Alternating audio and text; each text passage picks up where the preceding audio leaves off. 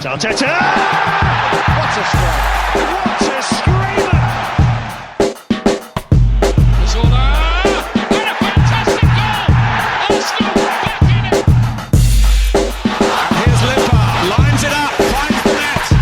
Arsenal are in front. In an effort to keep the podcast interesting, transfer rumors have blown up today. This is the Arsenal Vision post-match podcast. My name is Elliot Smith, Blackman, Twitter, Yankee Gunner.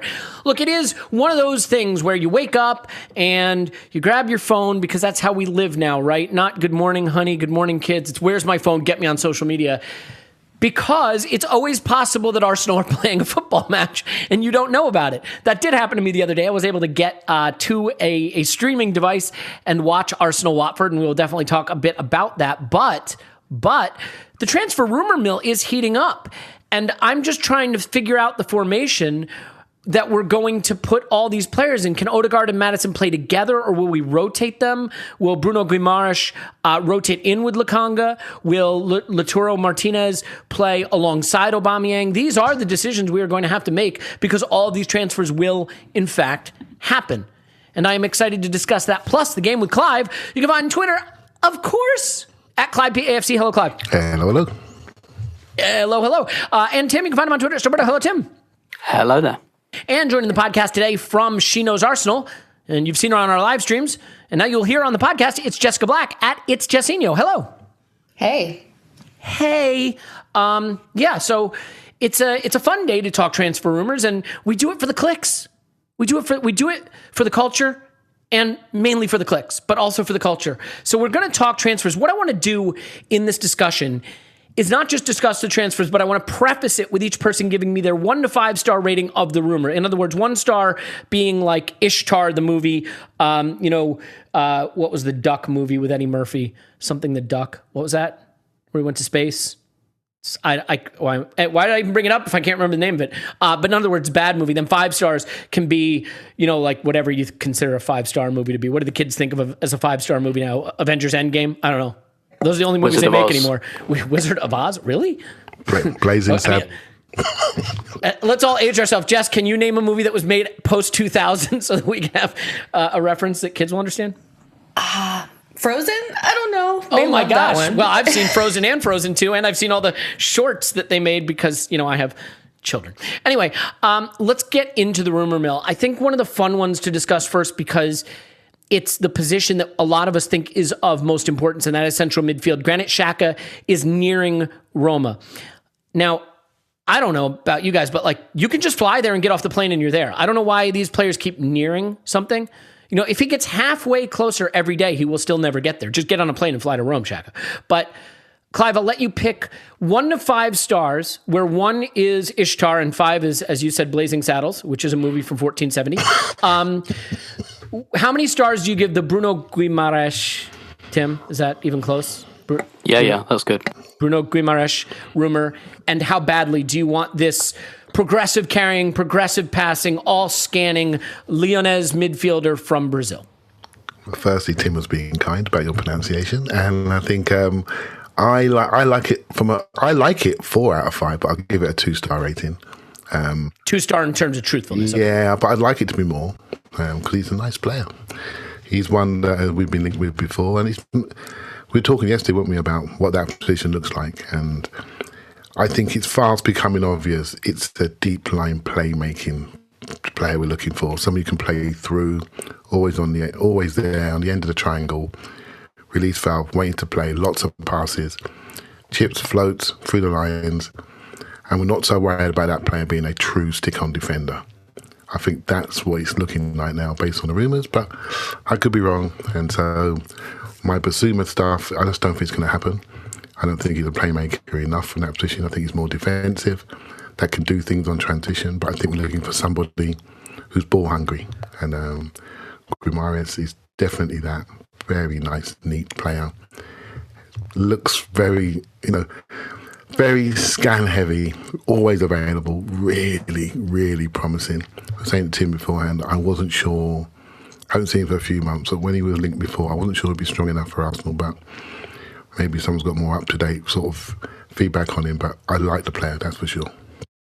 Yeah, I mean, there's some people saying, maybe not the fastest player, but, it's interesting. I remember Cesc Fabregas doing a training exercise once where it was a cone drill, and he was up against, it was like a race, and he was up against someone much faster than him. But because of his intelligence using the ball and, his thinking on the ball, he was able to complete the drill quicker. And you can get point to point faster if you've scanned the space ahead of time and know where you need to go. And reading some scouting reports about Bruno Guimaraes, he scans. He knows what's going on around him. He receives the ball knowing the position of the players around him, and that can make up for a lack of athleticism. I think if you look statistically at his progressive carrying, he definitely will step past a defender and go forward with the ball at his feet. So that that certainly indicates at least that he can move the ball forward more than one way, which is something that I think we would love to add to our midfield. I don't know defensively if it's exactly what we're looking for, but what I think is exciting is he's 23,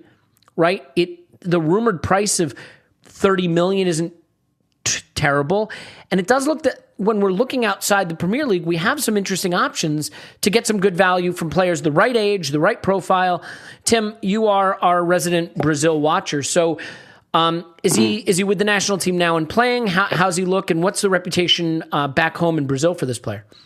Yeah, sure. So he's playing for the Brazil Olympic team at the moment. He's been, I think, along with Richarlison, comfortably their best player during this tournament, and that's not a huge surprise. He's very highly rated in this group, and he's seen as someone who really should be in the senior squad as well. But Brazil are really well stacked in that position. They always are historically. It's very, very important to their systems that they have that good defensive midfielder, and you can draw a line through their history for brilliant defensive midfielders, and they're quite well stacked there now with Casemiro, and they've started playing Douglas Luiz as well. But Guimaraes is a really, really lovely player, great passing range. But the thing is as well that I'm quite enthused about with this link, and so to give it a star, I'd give it 3-star as a link. So the woman who reported it, Raíssa, she's very reliable.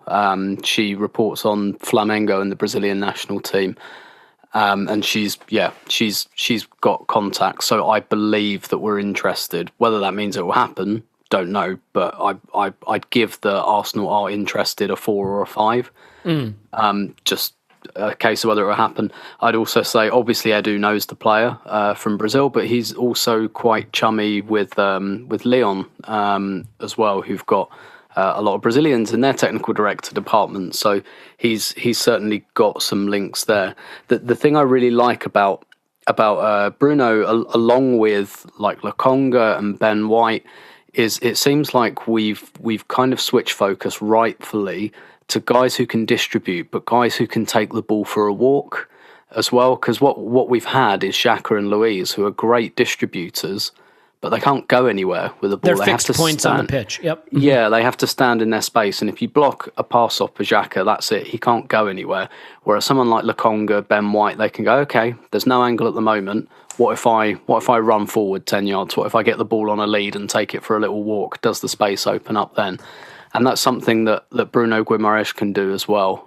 He's got that kind of ability to drive forward 10 yards and then look for the pass, which is I think a really positive sea change, and something I'm really positive about seeing next season, about getting that defensive line higher up and just having slightly more dynamic distributors. And this guy is very much within that range. And this is the link that I'm the most excited about, largely because I never thought Locatelli would actually happen.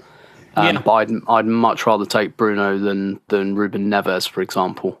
Yeah, I mean, the reality is, Jess, like, we're looking at players now where if you think about them as a core, as a group, suddenly there's a real plan here. And the plan reminds me just that teeniest little bit of the way Liverpool did this, because if you have a 23-year-old Ben White and a 23-year-old Guimaraes and a 23, 24-year-old Tierney and 20-year-old Smith Rowe and 20-year-old Saka and 20-year-old Martinelli, and, I could go on, but you get the point. Lokonga, who's 21, I believe, and then those couple little components that are a little older, Thomas Partey, more senior member of that group, Oba's going to age out of that pretty quickly, but they all start to hit their prime around the same time. You've got a midfielder, a fullback, a center back, another center back, and Gabriel hitting that prime all at the same time. Those kids just behind him getting ready to enter their prime, and they can grow into a core unit together. So I like seeing that. As far as Guimaraes, do you think his traits make him the fabled party partner that we've been looking for? And also, if you could give me your 1 to 5 star rating, whether this is a bad movie or your favorite movie, Frozen. Yeah, I like this player a lot. I actually wanted him. I need your stars, though. I got to have your stars. You have the stars first. Truthiness, yeah. Stars first. Yeah, I would say I'm actually going to give it a little bit more. I think 4 out of 5. Right. I think just because the Locatelli thing is not happening. He fits the profile from an age perspective, just how he plays, the price, and the availability. He's somebody that feels gettable. And I think, for a team that's outside of Europe that's trying to rebuild, as much as we don't maybe like this is kind of our level. These are the types of players that we need to be looking at, where, like you already said, Elliot, in a couple of years, they'll all hit their prime at the same time. And then we can really start challenging for stuff. So for me, it feels attainable. It's attractive. And when you look at him, I know there's some people that are like, well, what about Basuma? Well, the thing about Basuma that I feel maybe is a little bit unfair, but when you look at the way that he plays for Brighton, he's not really a progressor of the ball. He's more of just like a traditional 6 that just nips the ball from defenders and things, or offensive players and things like that. Whereas Bruno does that, but he also has the progressive aspect of his game, which makes him more well-rounded. And even Sambi is more well-rounded than even, I think, Thomas Partey is, even at his young age. So I think what we're seeing is a pivot away from, those really, those players that are kind of, they're more one-dimensional. We're looking for more well-roundedness, and he fits that. So I'm saying 4 out of 5 because I'm quite positive, and I'm looking at it and I'm loving it, so I'm going for it. But if you just look at it, he ticks a lot of the boxes, doesn't he? So I think this is something that I'm hoping materializes in the next couple of days, because the season starts in like 2 weeks. It's crazy, isn't it? It's coming up so fast. I think because we had moved the transfer deadline back at that one part where. What was it? Was it only one season we moved it back to where the deadline was the start of the season? And, I liked that. I liked the idea that your team had to be settled by then, but I understand why that didn't really make sense vis-a-vis what was going on in the rest of Europe. So now we're back to having to remember that your business doesn't have to be done when the season starts, but certainly it can be very helpful to have a settled team.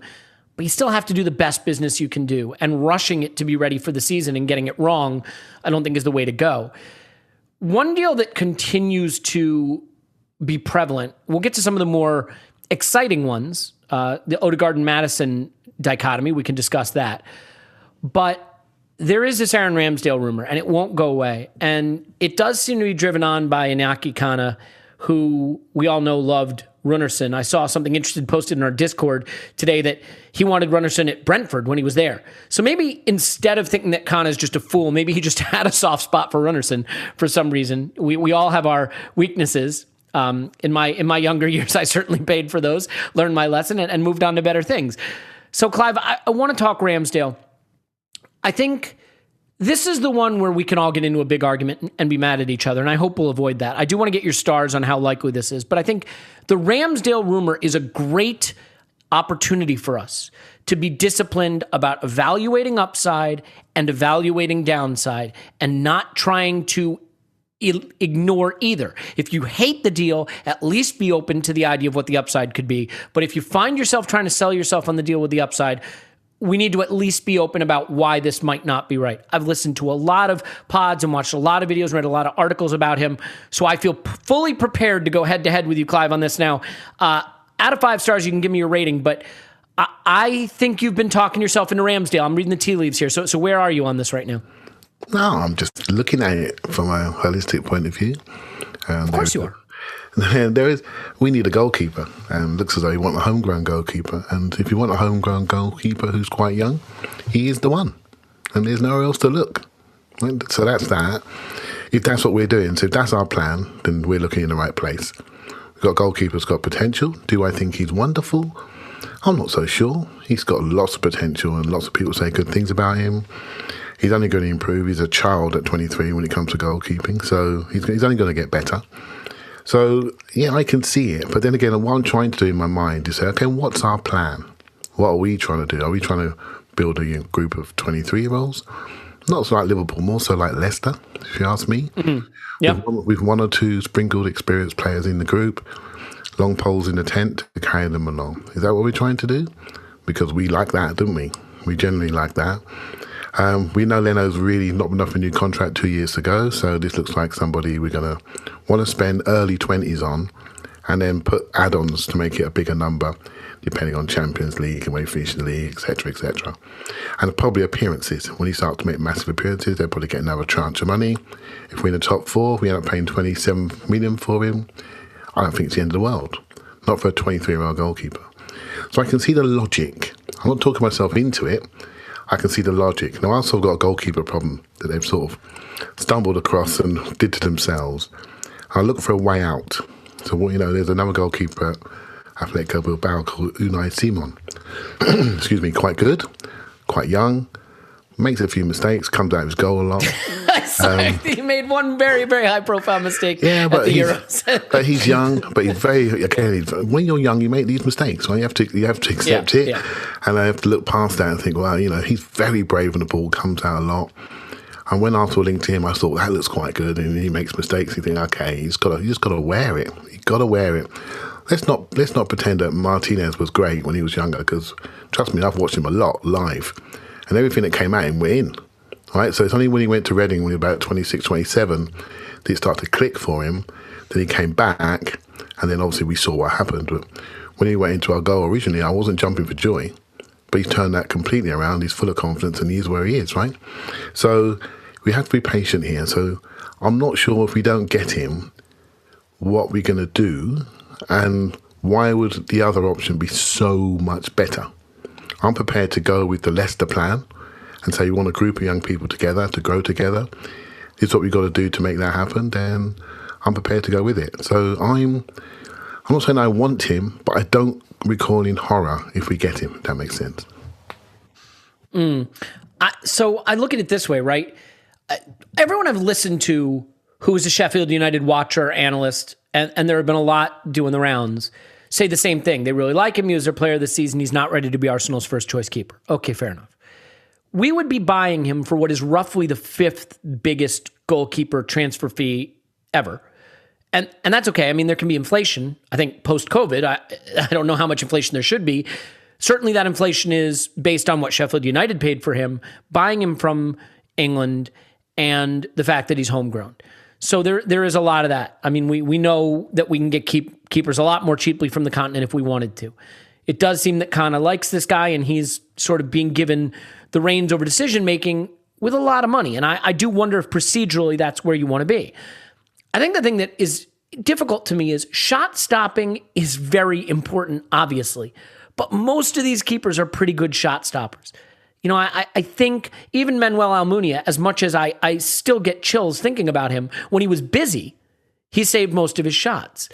I think the issue is stepping up from a place in Sheffield where he was very active and had a lot to do, to a game where it's much calmer, much quieter, you're not as busy, you're not as active, and when you are busy, what you're more tasked with doing is playing with the ball at your feet. And at Sheffield United, no one launched the ball longer as a goalkeeper in the Premier League last season than Aaron Ramsdale.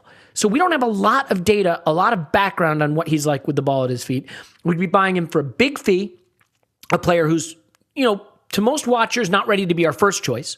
Okay. So we're spending big on a guy who's not ready, who we don't know if he can pass the ball particularly well short.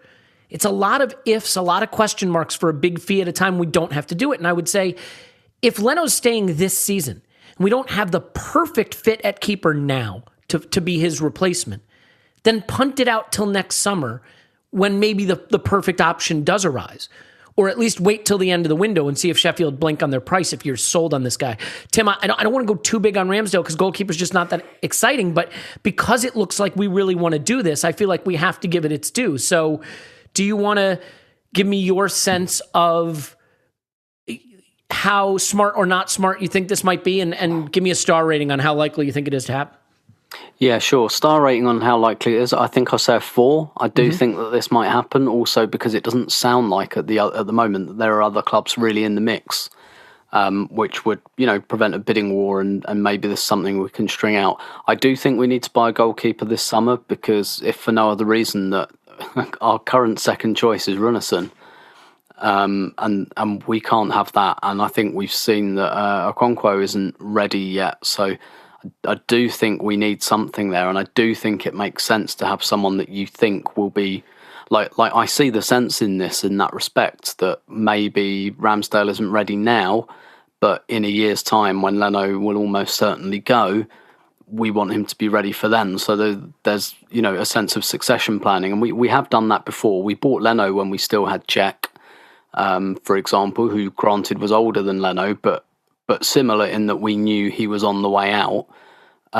So we there is precedent for doing that kind of thing. Obviously, we also tried to do it with Richard Wright under David Seaman, and that didn't work. And Meninga, didn't quite work under Seaman. So there is precedent for it not working. But I do think we need a goalkeeper, and I do think it has to. It can't be. I mean, if you were kicking the can down the road, you could do another Matt Ryan type deal. But really, if we're going to buy one, I think it's got to be one that we think can be the number one. With my own eyes, I haven't been hugely impressed with Ramsdale, but the thing I keep kind of coming back to is that people inside the game seem to see it differently. Like, 2 different clubs have spent quite big on him already, and he's getting called up to the England squad. Like, there does seem to be this feeling inside the game that he has got superstar potential. I can't lie. England love him, Tim. England love him. Yeah, he's going up the pecking order for England. Watch this space. Yeah, I can't lie and say that I see it, but then again, goalkeeping is a little bit alien to me. There does seem to be something that suggests there's something in this guy, kind of waiting to get out. I agree with you. How much do we know about things like his distribution and things like that? But if the way I'd look at this for my own sanity, I guess, is if this is what Arsenal really want to do, and if they think this is really going to work, then they should go for it.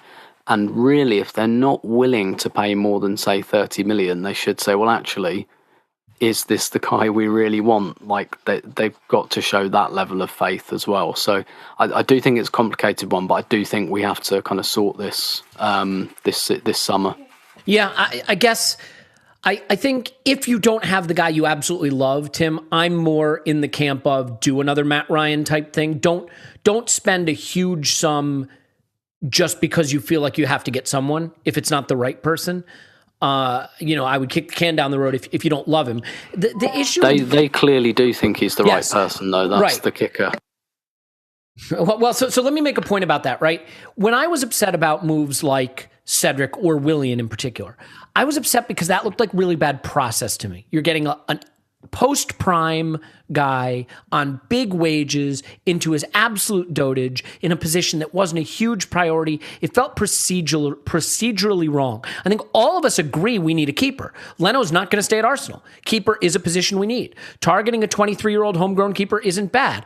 The difference here is this is a disagreement of scouting. This is disagreement of talent ID.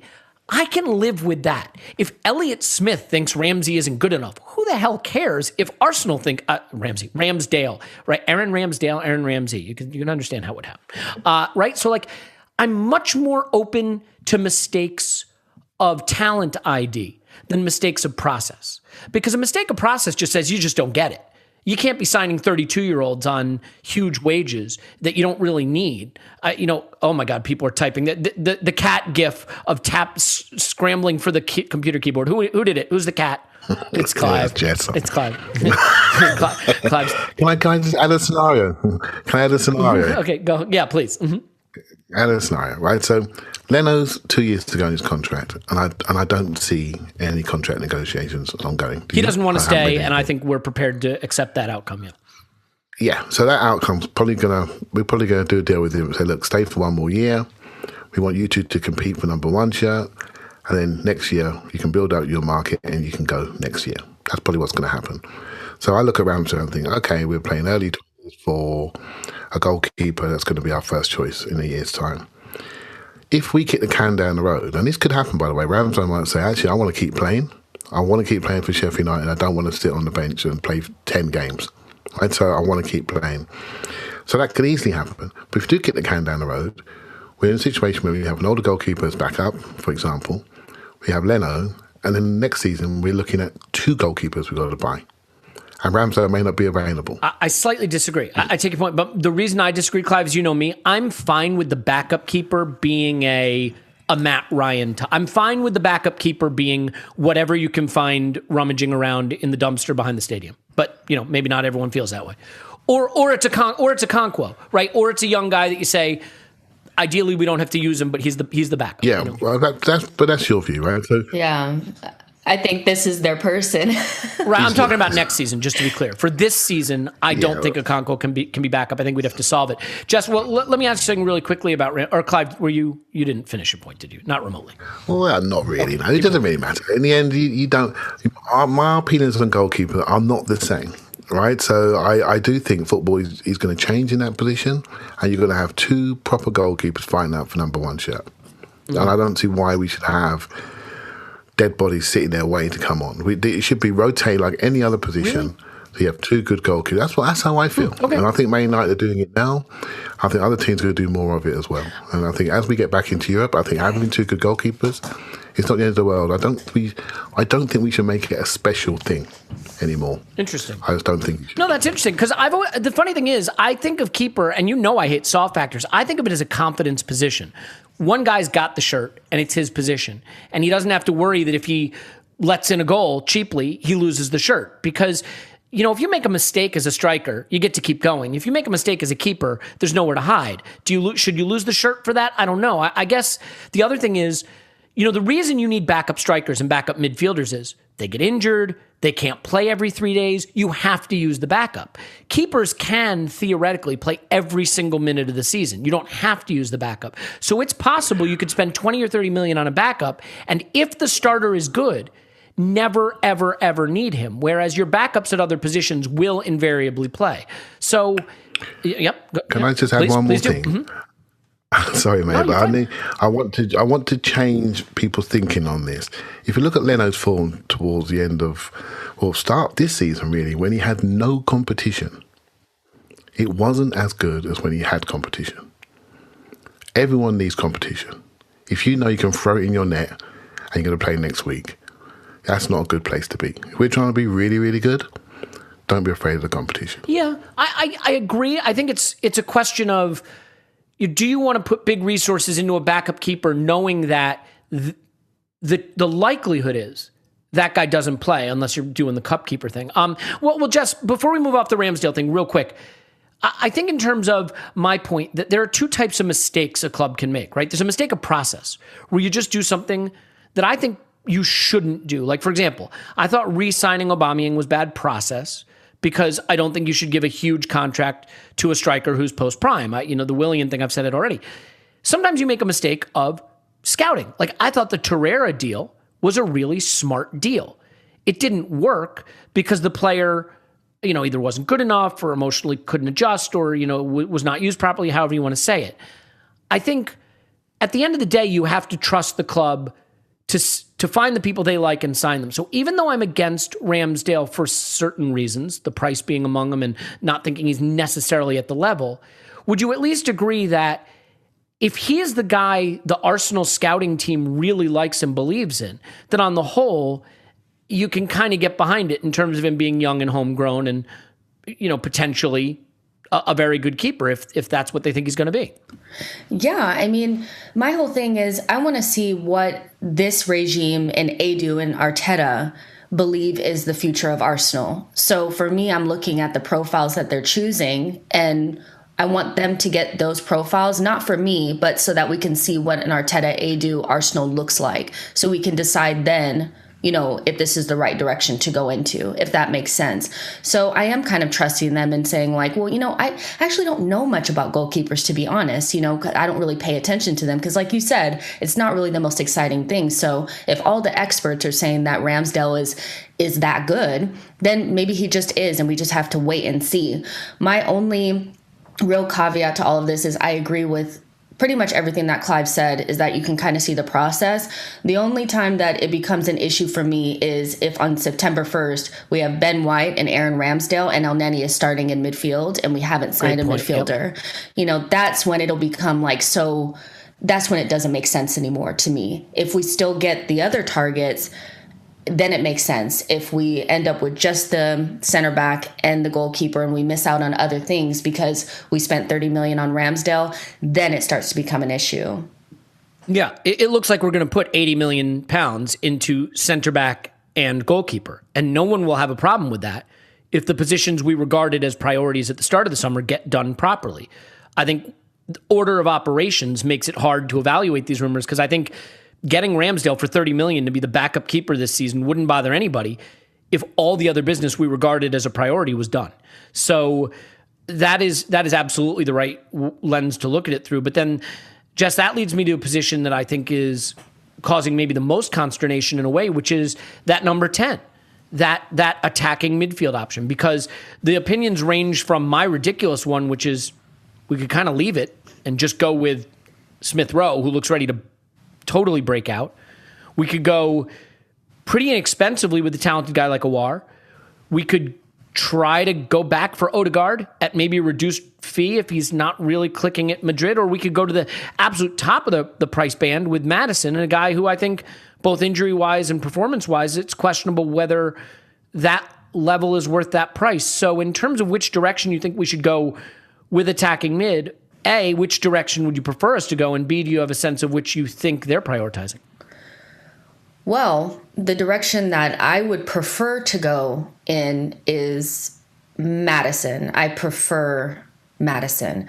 The only thing with him really is that for me, I kind of feel if you splash the cash on him, then yes, you will be taking maybe some different options, maybe some not so ideal options in other positions. I just can't really see us spending 70 million, whether we throw an Ainsley Maitland-Niles in there or not, and then still being able to address other things. So I keep that in the back of my mind. But I do think that from a profile standpoint, for me, he makes more sense because he scores more goals. And whoever comes in to kind of be that number 10 with Smith Rowe, I would prefer them to be a little bit more developed, because for me, Odegaard and Smith Rowe are quite similar in where they are in their progression, and I don't think that's necessarily what we need.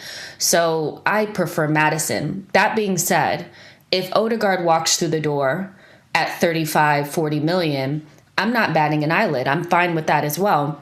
We just have to remember that Odegaard is not quite as developed as Maddison is. So we have two number 10s developing at the same time. And when you have developing players in your team, you have to expect to drop points, for them to be inconsistent and things like that. So if that's what you're willing to deal with, that's fine. But just know that that could be the difference between top 4, top 6, Europe, and things like that. So it's a longer progression, but I'm actually not that, you know how you kind of say, Elliot, I don't have a strong feeling. You know, I kind of feel that way about the number 10 position, where if you brought a wall, I can see how that makes sense. Maddison makes sense. Odegaard makes sense.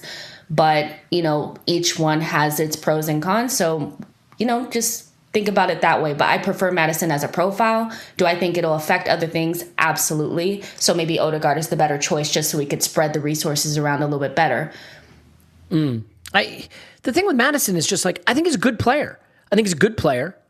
Is he an elite player? I mean, he's 24. He'll be 25 this season. So he's in his prime. The player we're buying is the player we're getting. And we're not getting him from some team that was bad, where you say he'll be better on Arsenal.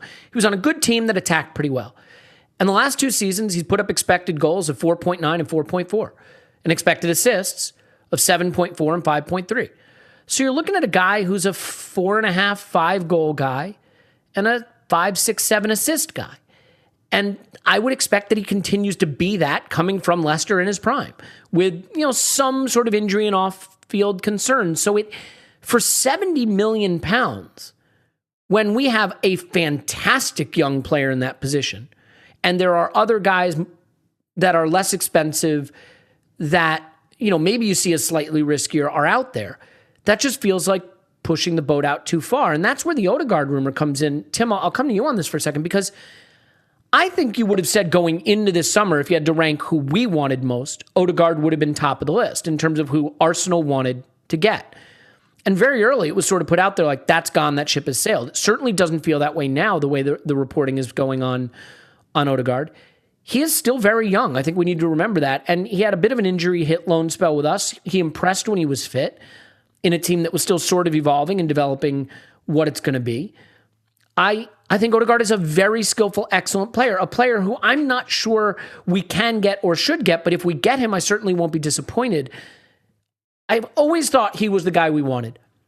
And while I'm not sure he or Maddison are needed, I got to believe that for the money, for the age, for what I think his ceiling looks like, Odegaard is still the right guy to go for. And we had a little taste of having him at the club. Seems like a good guy. So do you suspect that Odegaard always was the primary target and continues to be that? Yeah, it wouldn't surprise me at all. I'm actually not surprised at all by the way it sounds like the Odegaard thing is playing out. I think with Real changing manager, I think there was always going to be a sense of waiting and seeing, and it's probably going to come down to what they can do in the market, if anything, and how much Ancelotti actually rates him. I never thought they'd just sell him straight away. I always thought they'd perhaps give it pre-season and see how much the Odegaard Real Madrid thing is still alive, or whether they need to raise funds somehow. I have to say personally, I'm not that interested in the Maddison deal, and I'll tell you what. I mean, first of all, the price of it compared to what I think someone like Owl would cost, and probably what Odegaard will cost. Although I don't think that would be cheap. There are just a few alarm bells for me with Maddison. I think your point on his stats, Elliot, is one. Like, I think he's a nice player, not a player I'd pay 60, 70 million for at all. And I just think, first of all, Leicester's willingness to sell him, if indeed there is, obviously if the deal gets done, that means they're willing to sell him, right? And that worries me, particularly with his injury history of hip injuries, which, they can really take their toll on players. I think we saw that with Freddie Ljungberg. He was never the same player after he had that hip surgery.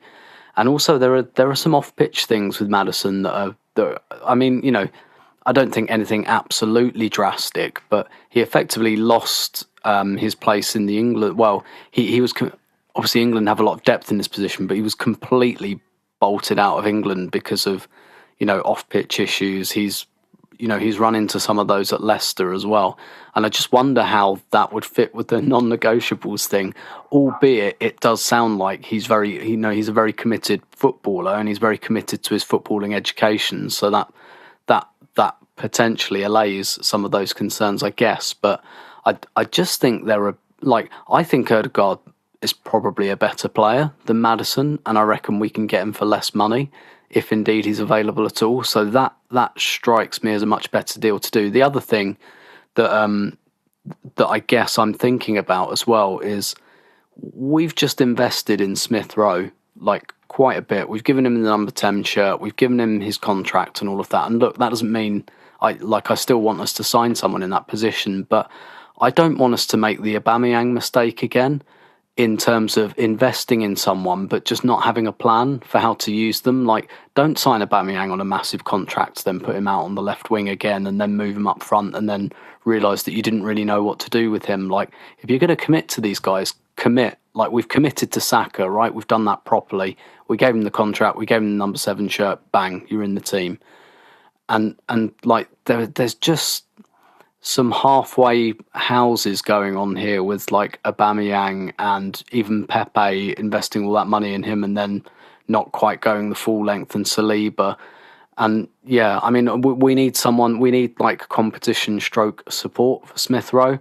I think spending 70 million on someone who plays his position would really, yeah, I just think it would add up to quite confusing thinking, whereas we know Odegaard can kind of play in the same team as Smith Rowe on occasion, and it gives us some extra attacking options, particularly if you're going to have Aubameyang up front. Having Odegaard and Smith Rowe in your front four makes a lot of sense because they're both chance creators. Whereas, Maddison, I just don't quite see it like that, and that would be a really big ticket signing, and I think that would probably really, really drastically reduced Smith Rowe's playing time, which, having made the decision to give him that contract and commit to him, I would just find muddled thinking, and I'd find that quite worrying. Yeah, and I mean, I love your point about committing to certain solutions, and that doesn't mean you leave the cupboard bare. Again, I think you look at the situation you're in, you say, we only have the Premier League really and the domestic cups to some extent this season, and the FA Cup doesn't even come around until there's another transfer window. You don't necessarily have to solve every problem right now if you feel okay about where you are with your current situation. I mean, watching the games, the preseason games, Smith Rowe just looks like he's ready to burst. And we will get on to the Watford game a bit before we get out of here. Clive, let's finish on this topic with you. It is a position that going into the summer, I'll admit, I thought was a priority. I've reevaluated. I'm not convinced it's a priority. I think if there's a guy we like that we can add to the sort of platoon at that position, we do it.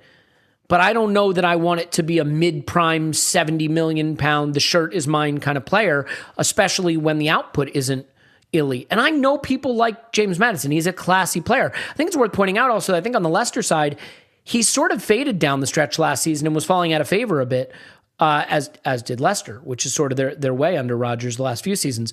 So do you have a preferred way of solving this position, if it even needs to be solved at all?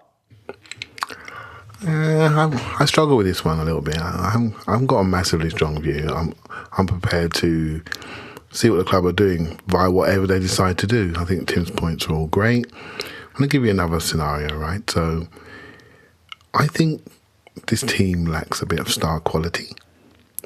I think, I went to get my tickets for the weekend and there's loads available. Yeah, and I look at I'm looking at the other teams we're supposedly going to compete with, that when they get 10 points ahead of us, you're going to say, why are we not catching them up? Right? So I'm looking at what Liverpool have added. I'm looking at what City will add. I mean, we're looking at what Chelsea are preparing the room for. Right? And we got to compete with these teams. Look at what Manchester United are just doing to their first 11. We got to compete with these teams. And in our minds, we are just saying we could do it with 19, 20-year-olds. That's what we're really saying. They can't have a bad game. They can't have a pulled calf. And football doesn't work like that for me. I think you've got to look after their development. You've got to have people that are the size of the club. Now, I'm not saying I'm against youth players, because I'm not. I probably talk about them more than anybody. But I'm also don't want too much pressure on those young players. And there is things, I keep saying to you, there's something called substitutions and how you start and end games. And there's something called rotation. And there are a couple of people that need to come out of the squad, absolutely. But I want to see Arsenal as a football team with a few good star, top quality players in them. And okay, maybe we could have got a Jota for 40-odd million. That sounds quite nice now. Do you know what I mean? What Liverpool did? A goal-scoring, attacking midfielder that can play multiple positions inside and out. That sounds really good. So I want a player that can play inside and outside. So you're not blocking any one player, and you're not just a one-dimensional player who has to play in one position and we have to rotate around you. I think Odegaard's a stick-on 10, which means Smith Rowe goes out to the outside. I'd rather see a player that can play inside and out, which means you're not blocking anybody, and people have got a chance to play in different positions. You can rotate and you can create a different attacking phase week on week, which, as you know, every team gets analysed. If we got these players like Saka can play inside and out, like Smith Rowe, Martinez developing that, we can add another one. I think that's really, really good. And basically you're looking at a player that's going to take out Willian and Lacazette potentially.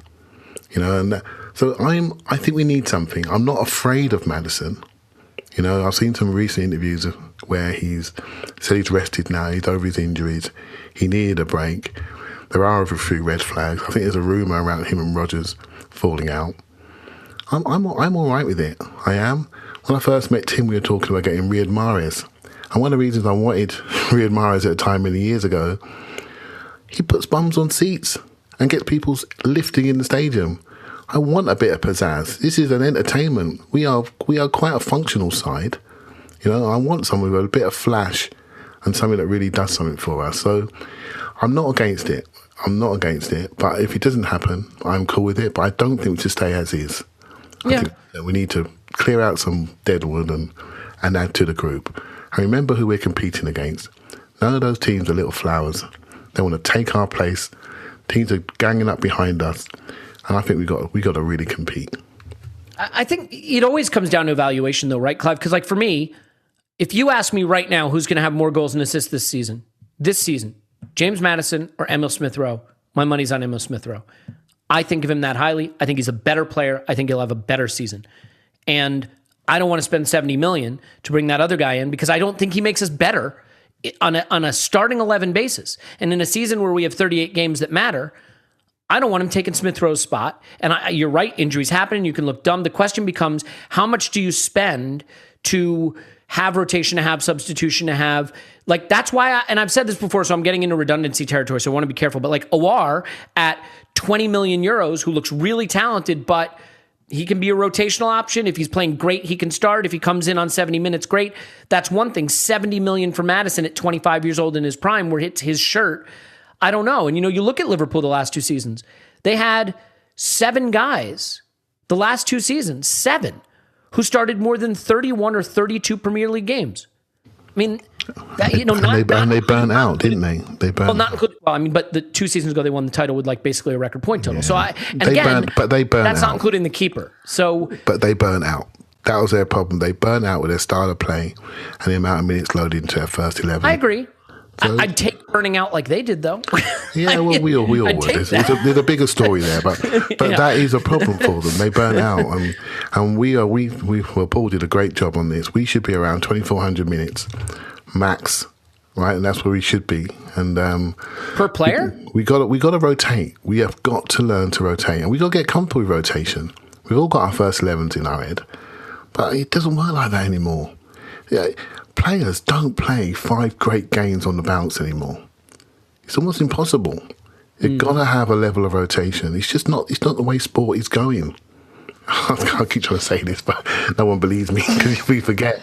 But you can tell, even Saka towards the end of last season was struggling. He faded. I mean, now he's a 19-year-old, though. So, and that's, this is where it gets to be nuanced, and it is tricky. And Jess, I'll bring you back in here, which is just that, like, you can't start asking 19 and 20-year-olds to play 3,000 minutes every season. Look at Hector Bellerin. He had 3,000 minutes every season, 4 consecutive seasons, from his teenage years to his early 20s, blew his knee out, his career's done.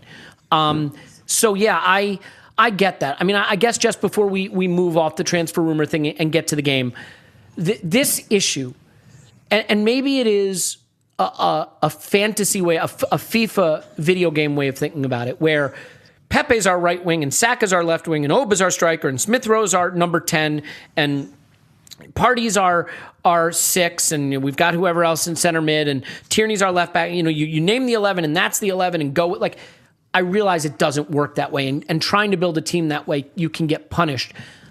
How do you balance players you really like who have the shirt versus bringing in that competition, that rotational option, that potential substitute, and what you should spend to do that? Is it a case of, if there's a player you like, spend the $70 million on him and let Smith-Rowe go fight for the shirt, or is that too simplistic?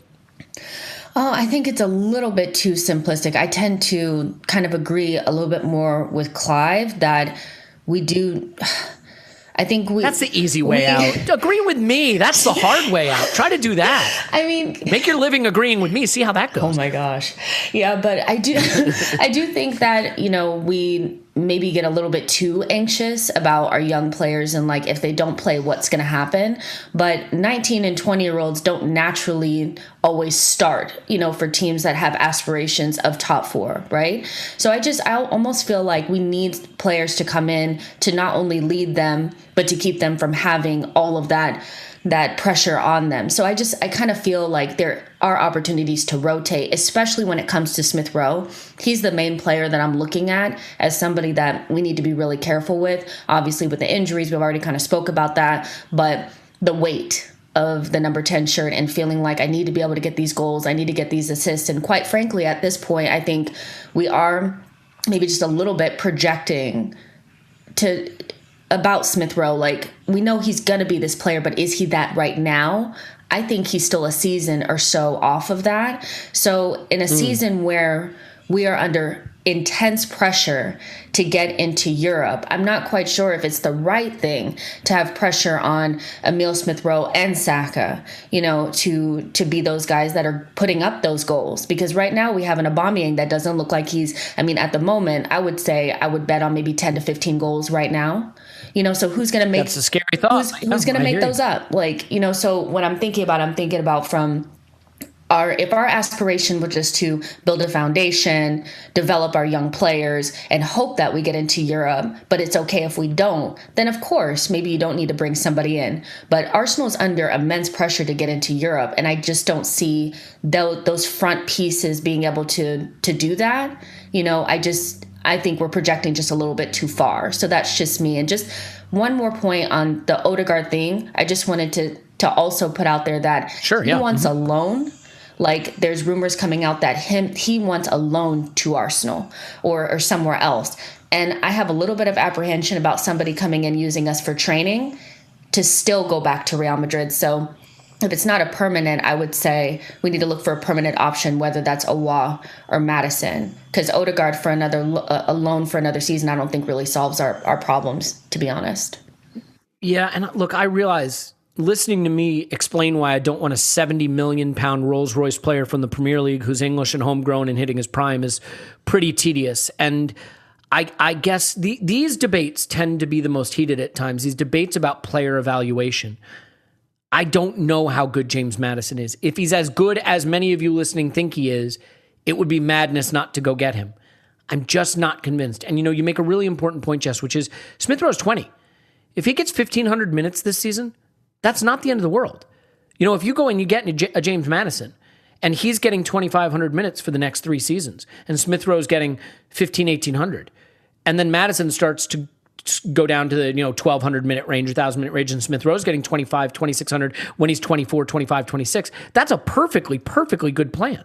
So it's not that I'm the problem with these debates is they wind up being I'm against it or I love it.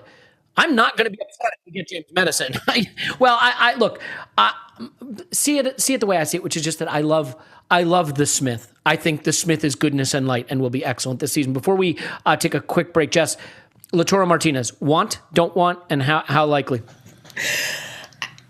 Not likely, but want.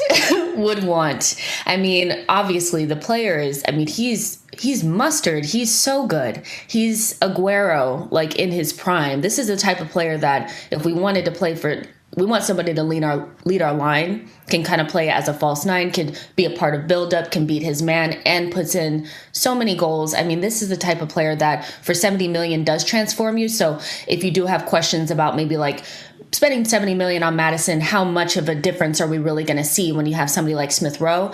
You don't have that question with Lautaro Martinez because he's just that guy. He does change the trajectory of the club. The issue for me is just I'm not so much looking at Lautaro Martinez. I'm looking at why we're looking at strikers. I have this sneaky suspicion that somebody is going to leave, maybe like a Lacazette. Maybe we are in for a striker. And then so now I'm looking at Aubameyang. So for me, it's not so much about because we're not getting Lautaro Martinez, are we? I just can't see us convincing him, even if Inter's give us that 70 million. But I think there's some shift going on in the striker situation, and we're going to have to look at it and how that's going to affect Aubameyang because, like you, Elliot, although I think that it was maybe a more quiet minority, I did not think we should have re-signed Aubameyang, And so if you bring in another striker, how does that affect him? Isn't Lacazette the better choice at the moment? So for me, it's just a bigger conversation about where we are with our strikers. How do we get the most out of them? And have we learned our lesson about maybe re-signing older players on big contracts? Because we're going to have a hard time shifting Aubameyang on if we wanted to. And look at Willian. That's just, Yeah, I think striker's one of those situations that really fits into that category of if we don't do anything about it now, it's probably okay, but we are going to need to do something about it relatively soon. And if there's someone we love now, it wouldn't be the worst time because then you can move on Lacazette. I don't think we can move on Lacazette if we don't get a striker this summer because I'm not convinced you can have a 32-year-old Oba and then a couple of teenagers. I guess Pepe could play some striker, but that, again, Pepe as a striker is notional. Martinelli as a striker is notional. Balogun as a striker has only ever played reserve football. So it's a tough one.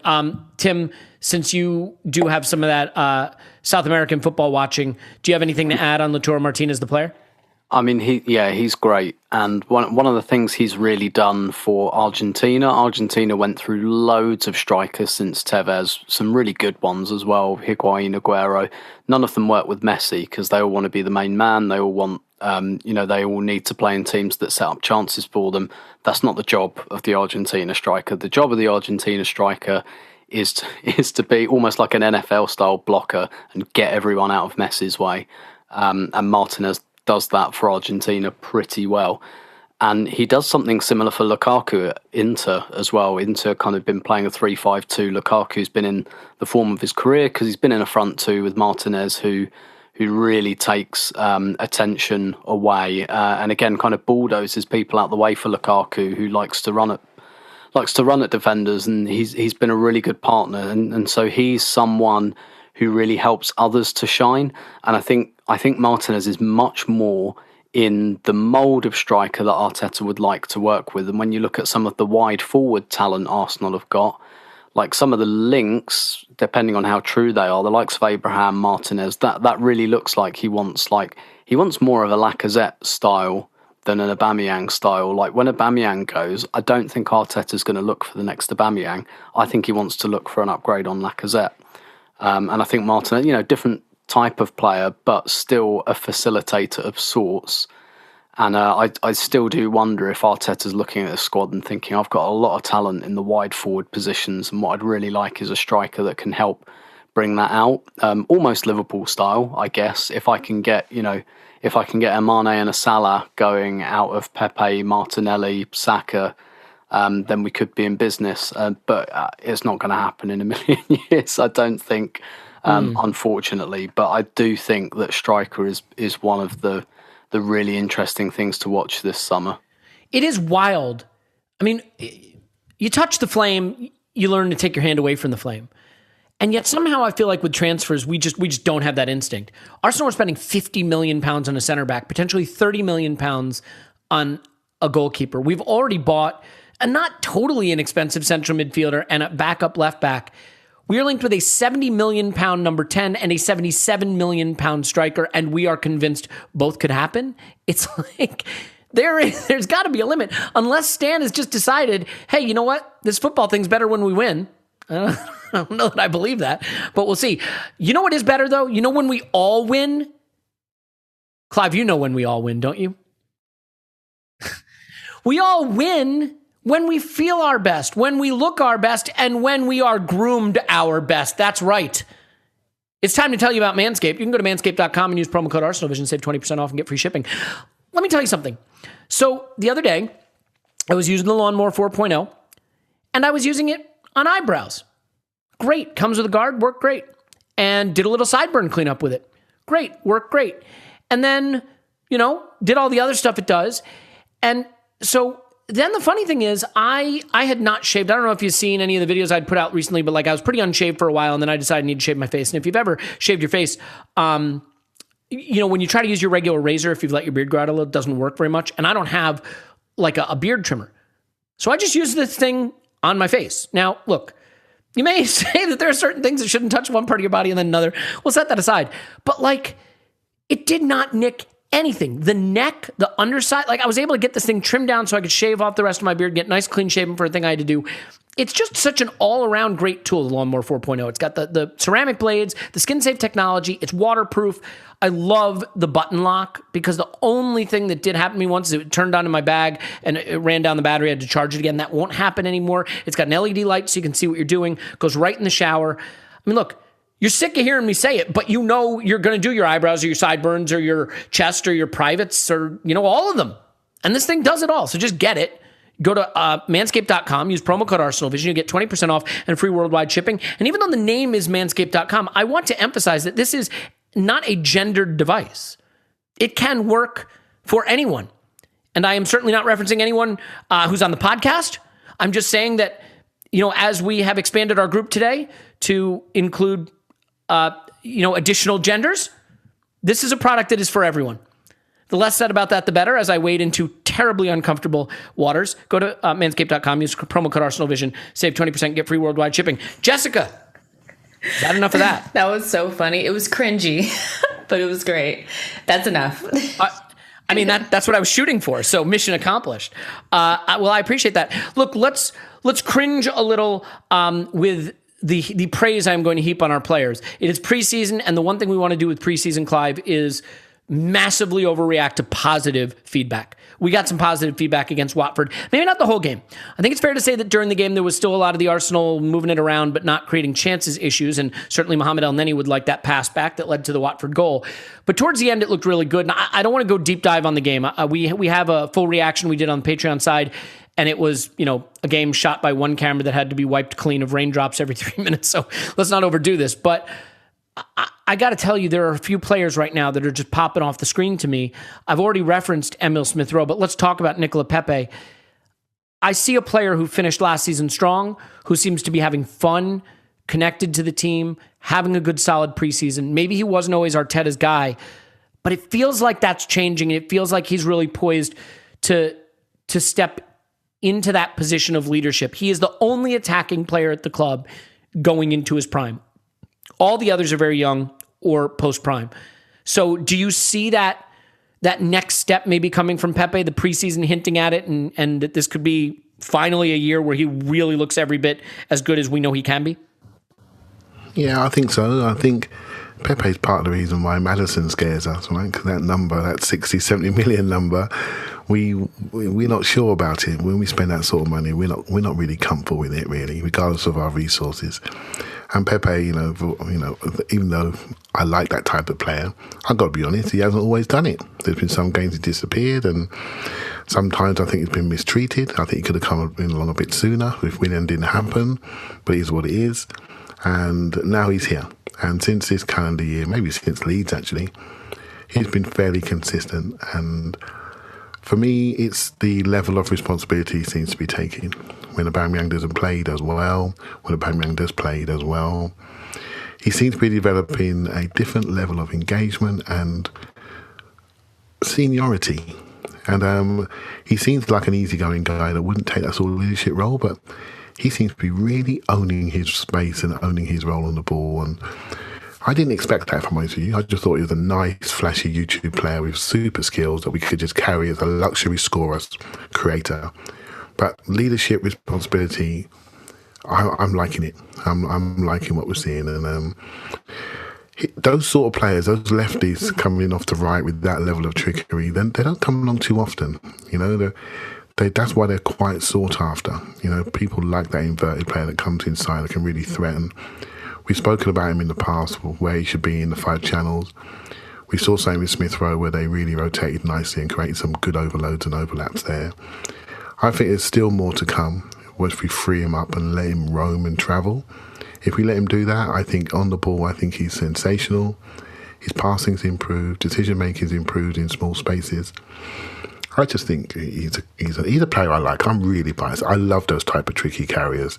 Mm-hmm. So as soon as I see him, I just like him. You got to tell me why they're not good.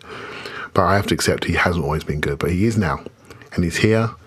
And I think if this is his moment, I wonder if he'll sign another contract at Arsenal. That's what I've been thinking about. Is this his 3rd year now? So yes, around the end of the season, it's going to be. I wonder how people will feel. Was it a contract time? Or is it, can we claw back some money time? I think it's going to be a really important year for him, as for all of us. So that'd be interesting to see how that develops. Yeah, I think this is such a pivotal year because we see a progression, and now the next step would really be to sort of an elite place. His goal contributions are good. He needs to do it consistently. And some of that's on Arteta, right? Saying, okay, you've proven to me you can do this. Now I'm going to give you a regular chance to go out there and prove it game in, game out. I think they seem like they're on the same page right now. It's hard to tell from preseason, but certainly towards the tail end of last season. Tim, I guess it is a question, though, how this attack is going to shape up, because Saka will come back and presumably get a spot, whether it's on the left or the right, so be it. Martinelli will come back, and hopefully Arteta will give him a few more chances. But it is also the possibility that Lacazette will stay and he'll be striker. Aubameyang would play on the left again. I know people maybe are tired of that, but that situation up front is an interesting one. And I'm curious, looking at Aubameyang, I don't want to say struggling in preseason. I think when you're 32, preseason's about getting your fitness more than it is banging in the goals. But Lacazette looks so sharp. Are you inclined to suggest that as it stands right now, and remember, Lacazette has a few, Aubameyang has a few years on Lacazette. Lacazette's a bit younger, still a bit closer to his prime. Are you inclined to say he's a player we still need in the group, given the sort of gap between Lacazette and Aubameyang and then everybody else who could play that position? Yeah, and it is a really interesting one up front. And I think essentially the dilemma is, first of all, we've got two strikers who we spent a lot of money on and are nominally first team quality. And they're both completely different to one another. So they can't even, not only can they not really play together comfortably, they can't even rotate comfortably because they do completely different things. And I think the setup around them needs to be quite different. I think if you're playing Lacazette, you play Martinelli and Pepe as your wide forwards potentially, or Saka and either Pepe or Martinelli as your wide forwards, and have them really providing like the goal threat, and perhaps Lacazette teeing them up and then arriving a little later in the box, which I think he's better at. If you're playing Aubameyang, then a situation where, let's say, we get Odegaard or an other at number 10 and Smith Rowe wide, that makes a lot more sense because they're going to be focused on creating chances for him. So the problem we've got is we've got a lot of, I think we've got a lot of talent in attack. It doesn't necessarily fit together easily, and there aren't a lot of analogues either. Like when you take a guy out, the other guy does something quite different. Affect, and we're a team that we need to score a lot more goals next season. We're not talking like 10, 15 more goals. We need 30 more goals, really, if we're talking, unless our defence is really, really good. We're talking about going into the top 4. So we need to score a lot more. So, it feels uncomfortable taking Aubameyang out when you need loads of goals. I mean, really, if you're going to play someone like Lacazette up front, and we shouldn't dismiss his goal threat. He was the top scorer last season, after all, so he's not completely without goal threat himself. But I think then you need goals from midfield to offset that. So where do you get those from? Because other than Joe Willock, they're not really in the squad. So it's really, I think that is the most fascinating thing about next season. I think we kind of know who the first choice defence is, probably. If and when we sign the Xhaka replacement, we know what the midfield looks like. It's the attack that we don't quite know. And I'm comfortable with having like 6 really good players for 4 positions or 7 really good players for 4 positions. That's fine. But I still just can't quite think of one combination of them that really works, though. That's the problem. And really, what's happening, I guess to put a more positive slant on to finish, is the young guys look all right? Saka and Smith Rowe fit in pretty much any way you want them to. Saka's got end product and a bit of creativity. Smith Rowe's got creativity, can play wide and 10. Those guys aren't a problem. They're not square pegs. Really, I guess it kind of comes down to, can you have Pepe and Aubameyang, 2 guys who are really just about end product? Can you have Pepe and Martinelli? Like Pepe, Martinelli and Aubameyang, can you have 2 of those in your forward line? Let alone all 3, definitely not all 3 of them. Can you get 2 of them in? And if so, how do you set that up? And there's just so many unanswered questions. And honestly, there's a couple of those attackers who aren't bad players that I think we've just got to wait out and kind of bleed them out in another year. And then, because like the defence and the midfield, I feel like is beginning to take shape and we can see what Arteta wants, but attack's not there yet, despite the fact that we're a very top-heavy squad. It's very contradictory, essentially.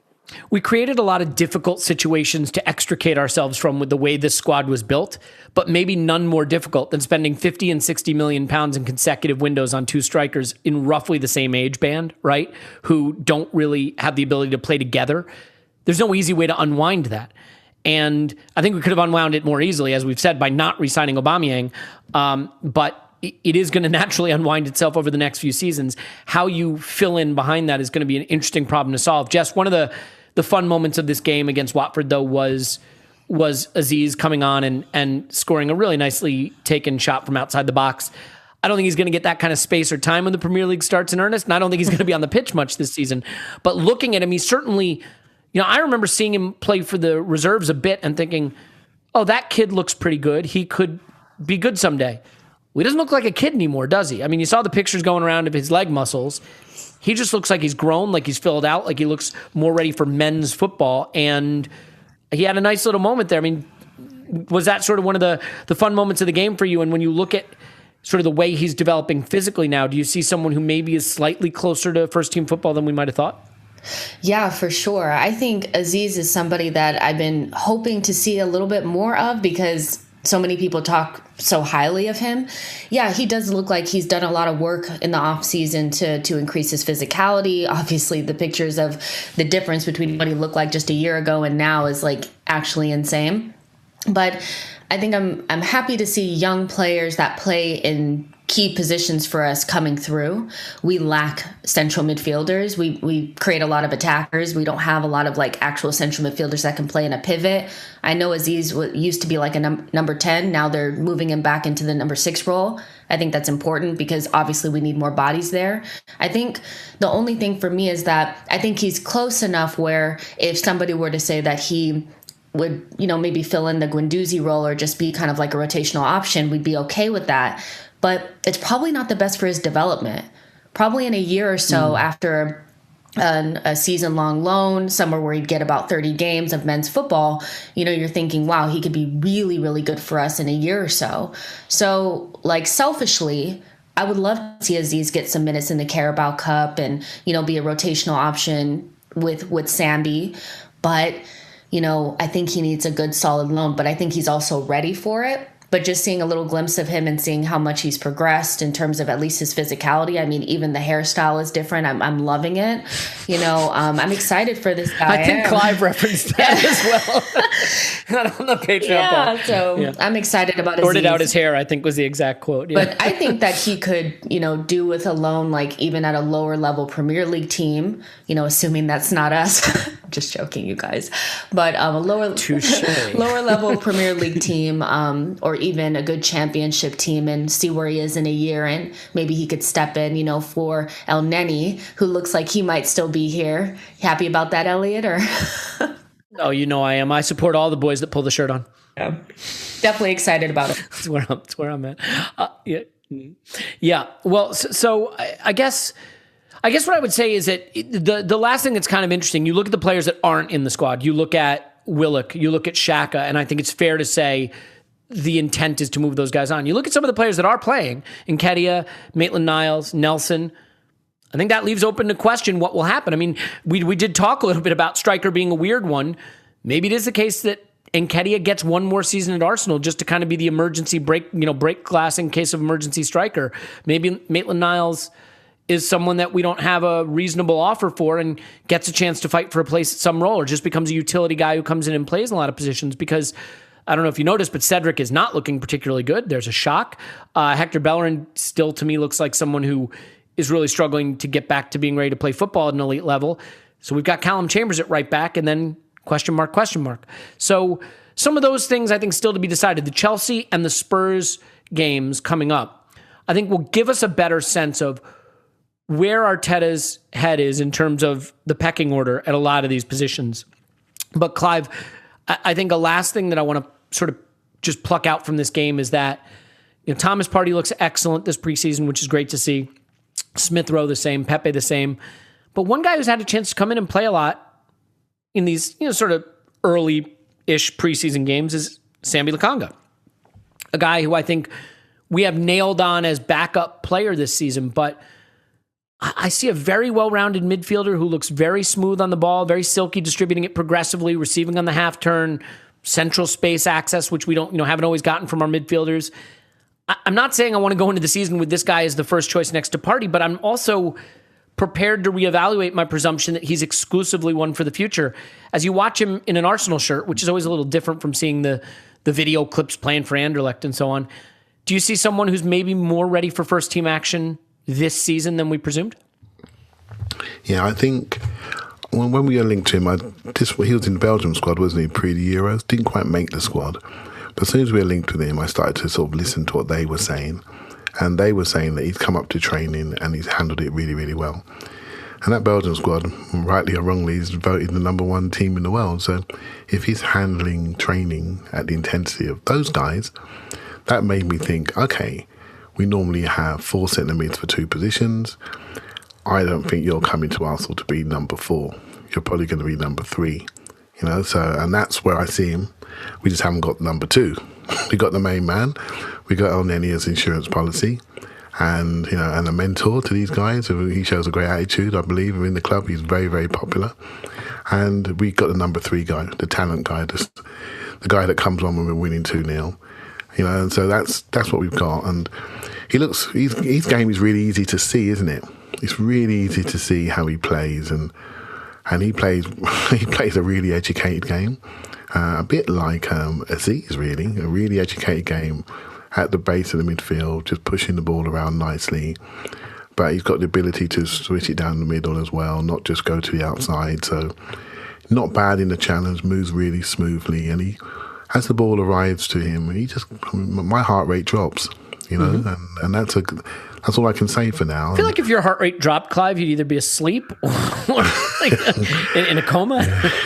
I think it's very important when you watch it. I said this yesterday on the Patreon pod, but I love pre-season, and the reason why I love it is you can really scout people, but you can scout people without the pressure of points, without it meaning anything, without you having 7 pints of Kronenberg and then really wanting to win. Do you know what I mean? Just a 7? slow day, I guess. Okay. And then, there's lots of variables that go, particularly when you go and watch live, that make you tense. And even when you're not watching live, I'm honestly, incredibly tense every game is now compared to what it used to be when I was younger. And you can just watch these guys and see what they like doing. So when you come back from pre-season, what you normally do, when you come back, the things you do really well come to the surface immediately. That's who I am. They come back quicker, and you sharpen up and you develop your other skills as you go through your training. And maybe we talk about Tavares yesterday, and he's a very quick, lots of speed, stamina. But he hasn't got a lot of speed, agility at the moment. So you've got to work on that. So his speed, stamina is there. 30 yards, 40 yards, 20 yards, bang, it's there. That's who I am. Now people are moving me around. I've got to work on that. Do you see what I mean? It's not the end of the world. And so when you see Lokonga, you think, okay, you're nice. You can play slip passes. What happens when people push you back into your box? Can you get up in the air? Can you go and get people? Can you go and engage? Not sure yet. We haven't seen it. So we can watch this and really sort of learn about it. So I'm impressed with both those bites. We said it yesterday, but I'm impressed in how we're scouting at the moment. But the problem is, I think there's more to come here. I think we're going to have to play a sort of a longer card. English players, premium, got to spend. Some of the foreign players in Europe, there's some bargains to be had. Ben White, got to do it. If you want to do Ramsdale, got to do it. The price is not coming down. Simple as that. Homegrown rules dictate it. Different market. But if you hold on, there's some bargains out there, because some of those European clubs have literally got no food in the cupboards. And they're just pretending with the prices at the moment. And they are going to tumble. And we've got to hold on. It may not suit our agenda and our process. We want it all sorted. But we hold on. I think there's some real bargains out there on players we may not even know at the moment. So, it's going to be interesting to watch how this develops in the next couple of weeks. Yeah, I agree. One quick note, Tyrese John-Jules going to Blackpool on loan, and I think this is sensible, right? If you have players that don't necessarily look like they're going to make it at the first team level, go send them somewhere where they can put themselves in a shop window, earn a career for themselves, earn a fee for the club. Tim, we'll get out of here simply by saying it is approaching that season that Jessica mentioned is not far off. We do have Chelsea on Sunday. I think we'll start to see a little more of how Arteta envisions the team early in the season, minus Bukayo Saka, minus Gabriel Martinelli, and potentially Ben White. I mean, I imagine by the time I hit publish on this, that's when they'll announce Ben White. But we've talked about him a lot, and we got more content in the can, as they say, ready to go for that, so no problem. Looking ahead to the next 10 days or so, do you want to just quickly give me what you think needs to be ironed out to start to feel like we're on the final approach to the season? Is there an issue or two, a position or two that you think, yeah, get that sorted out, and then I feel like we're ready for this thing to kick off? I mean, there's quite a few, but I think like quite a while ago, I settled on the idea that quite a bit of our business would be done towards the end. And I even think now, even if we got like that midfielder in, for example, how ready would they be for Brentford anyway? Probably Chelsea, Man City. But then do you really want guys making their debuts against Chelsea, Man City? Like, I kind of think that potentially we've gone past that point anyway. So probably for the first 3 games, we're kind of looking at what we've got. Maybe for the City game, we'll have a couple more in.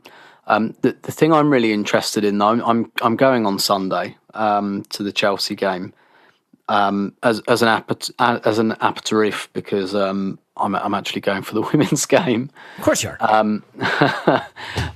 But so I'll do my work on that, and then I'll just watch the men's game afterwards, I guess, before I slink off home.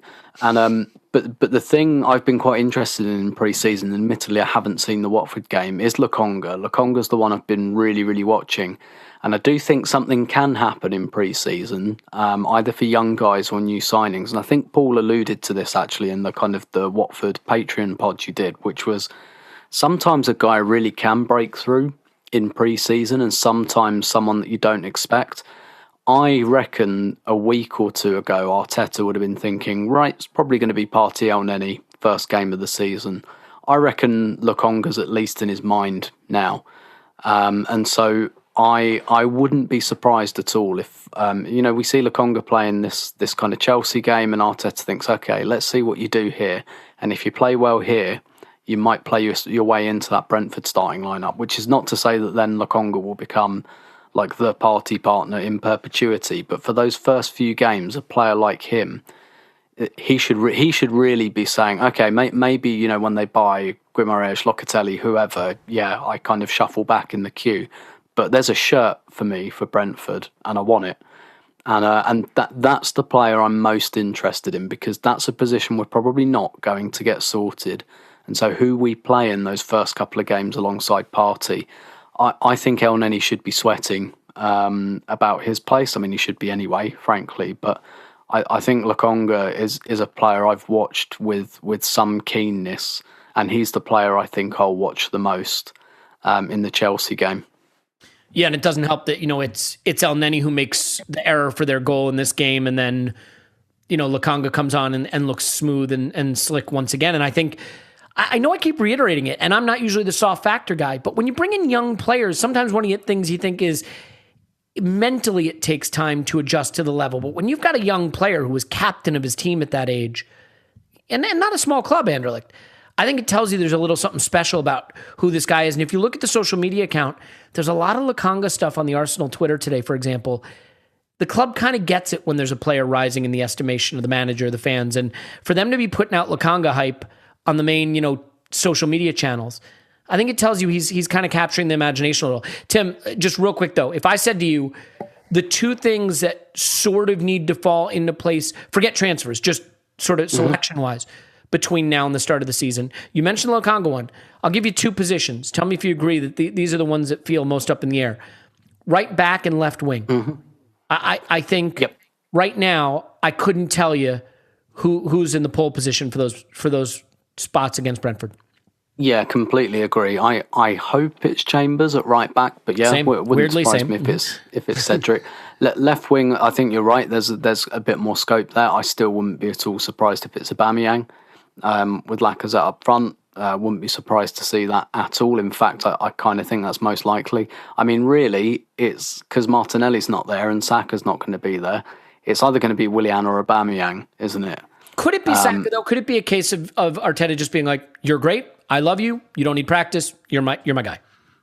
I mean, it could be. I hope not, though. I take your point, I don't think that would be the right thing to do. I don't see that happening because he's not back in training yet, and I don't think he's due back in until, I don't know, maybe even a fortnight. So I can't really see that. I think, I mean, he's played quite a bit with Lacazette and Aubameyang, hasn't he? I can't see it being Reece Nelson. So it's going to be Willian or Aubameyang. And I tend to think it's most likely, unless he plays Smith Rowe out there and puts Willian in the 10. Willian has played 10 a lot in pre-season, but I tend to think that's just because he's a spare body. We have a spare position there at the moment. Thankfully, a little bit less of a spare body as he seems to be working his way into playing shape, at least.